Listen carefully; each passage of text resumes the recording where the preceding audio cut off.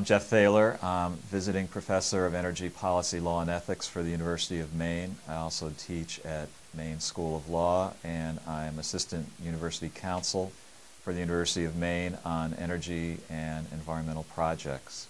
So presently I'm working as the permitting attorney for the deep sea wind offshore floating platform project, as well as the university's counsel on the landfill gas pipeline project from Juniper Ridge.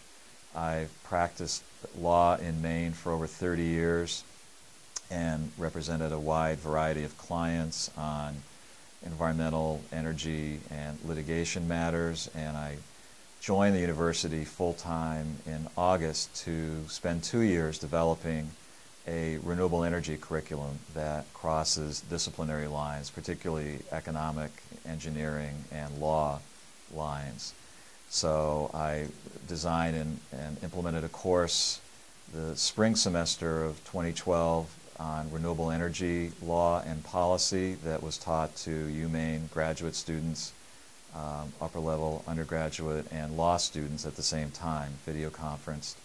And I'll be teaching a course this fall, co-teaching it with Jonathan Rubin in economics, and we'll have probably Hemant Pence from engineering teach a few classes on energy, economics, law, and policy, essentially trying to expose undergraduate and graduate students at Orono to some of the fundamental principles of the regulatory and legal processes, and to expose law students to fundamentals of economics and engineering.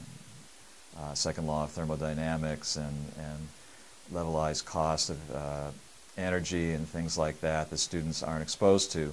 Primary reason being, in my own personal experience, professional experience, that in the real world, most projects these days are multidisciplinary, and most issues faced by business people and financial people and developers and others are multidisciplinary, and unless you know how to work with people outside of your discipline, communicate with them, and effectively coordinate, you will not be successful. And for students, I think it increases a student's marketability and their resume to show a potential employer that they have the versatility to work outside of a niche area.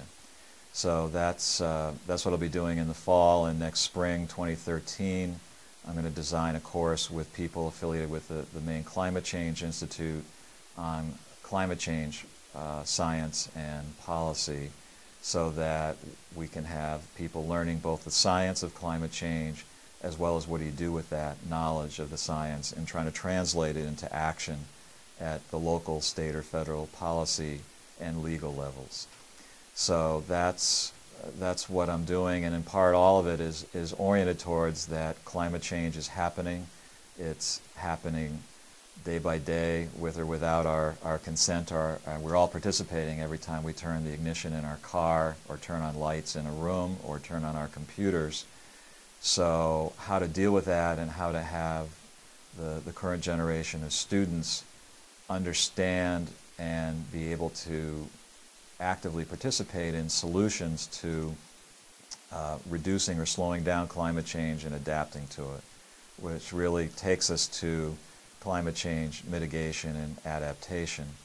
And mitigation would really be how to reduce greenhouse gas emissions at a pace faster than what we're doing now.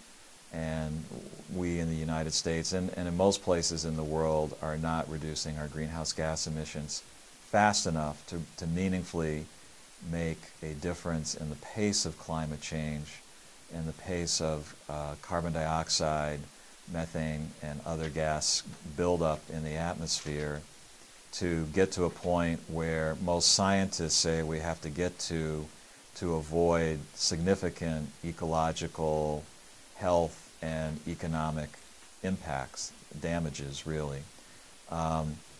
In terms of efforts that are underway at local, state, or federal levels, in Maine there was a report done back in 2009 or so on adaptation to climate change. Unfortunately, I don't think in my view, there hasn't been really much done at the state level on that directly. It's even virtually impossible to find that report online. But State Planning Office, which had been involved in some of that to begin with, is being dissolved. The main DEP person who was involved in that has retired. So efforts relating to mitigation of climate change are really happening more in a diffuse manner at the state level.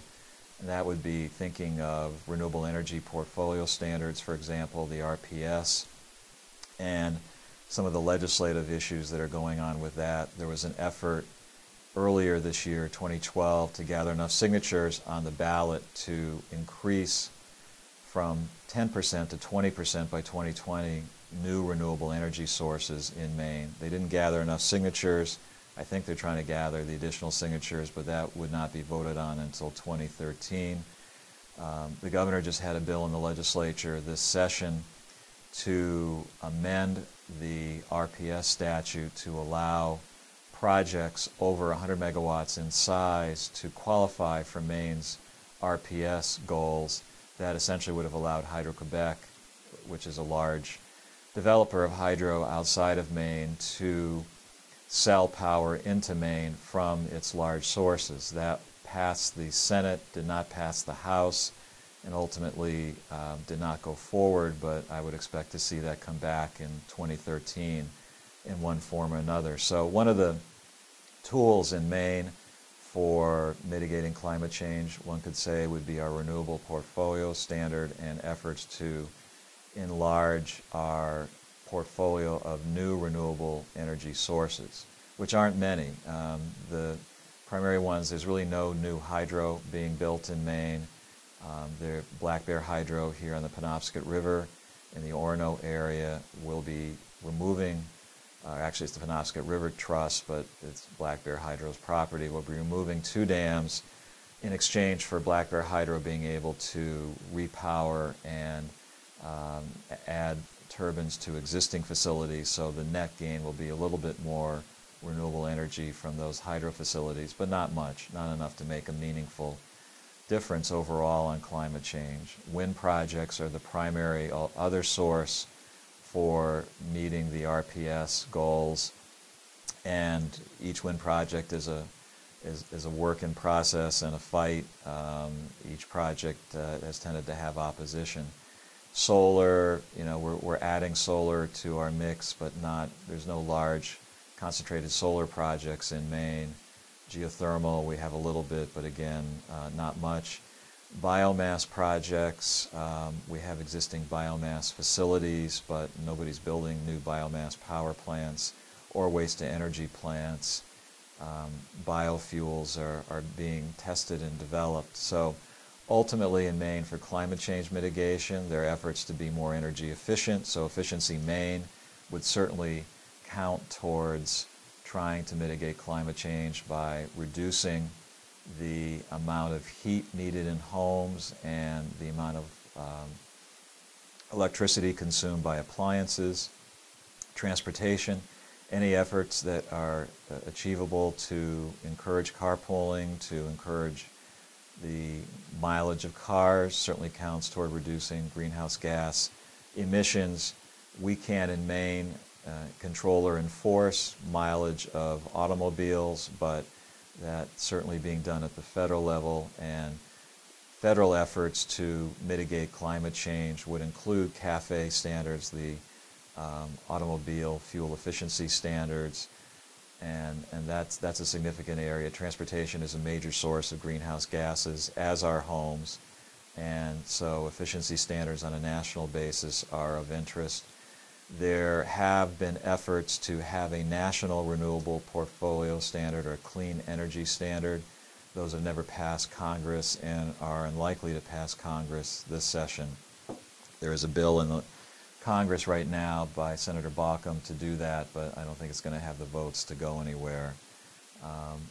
Clean energy and energy issues will certainly be debated over the next 6 to 8 months leading up to the November votes. Both President Obama and whoever the Republican candidate will be, and if there are any other candidates, I'm sure we'll be debating energy issues, as well as some of the recent efforts by the Environmental Protection Agency, another means of climate change mitigation involves the Clean Air Act.